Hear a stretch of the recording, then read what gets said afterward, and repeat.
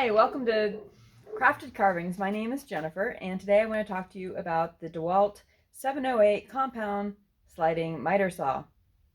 So we bought this probably 20 to 23 years ago. It was one of the very first tools that we bought when my husband and I got married. Definitely the first saw that we bought, and we used it for doing some home improvement in our Kentucky house. I believe we've had it that long, so that's like 1998, 1999. And believe it or not, this model is still available. It's selling on Amazon right now for somewhere around $400, but that's without um, the stand. The stand, I believe, is another couple $100, and I think it's definitely well worth it because it just allows you to take this basically anywhere and take it outside, take it to the workshop, work site, or I have it here in the middle of my workshop, and it enables me not to have to use up workbench space, which would no doubt um, probably just take up more. Any horizontal space will collect um, stuff to be put on it. And the same thing is true here. I have stuff all over this stand, even though it's only 4 inches wide. But in any case, the great advantage of a sliding compound miter saw is over a basic chop saw is that you can get a full 12 inches of cut in the width of your board. And you can even go further, as long as you've got good support. You can go further by being able to do your cut on one end and then flipping it and doing your cut on the other end. The other way that it is better over your standard miter saw is that you can get angles. And the reason why we had gotten this way back when was because we were doing some crown molding, and so you need to be able to do different angles. And also on the back side here, it will also allow the blade to tilt this way and that way also. This particular model has these hold downs, which is great for making sure that your wood is secure when you're about to cut it.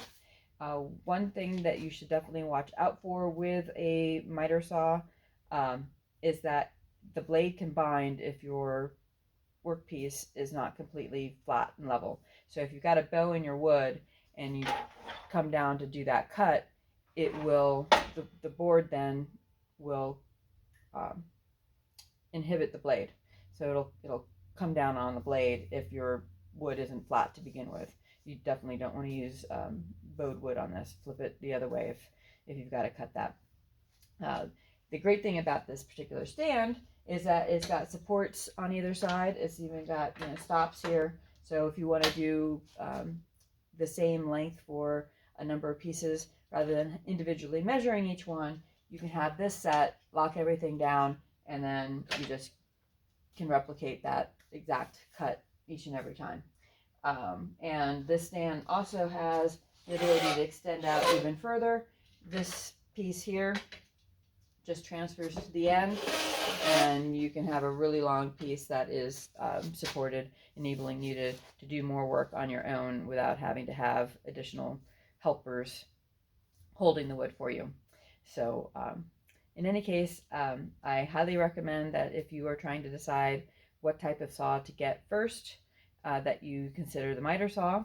And if you can't afford the full Monty 12-inch sliding compound miter saw, start off smaller. As I said, you can flip the piece of wood. So even with your very basic chop saw that only goes out 4 inches in a single cut, you can flip it and then you've got 8 inches. So depending on what your projects are, that may be all you need for a good amount of time. And then you can always sell it and upgrade because tools really hold their value.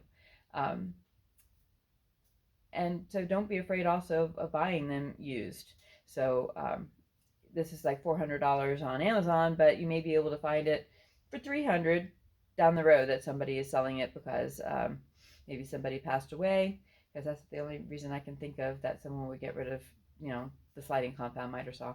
But, maybe they just got an even bigger one. So don't be afraid of buying used. That's how most of my tools in my workshop have been acquired, this being one of the very few exceptions. This and our table saw, and I think one of our routers, just about the only things that I bought brand new. So anyhow, and I will introduce you to all my other tools in later episodes. If you've got a favorite that you would like to see next, please drop a comment down below, and I will see you next time. God bless. Bye.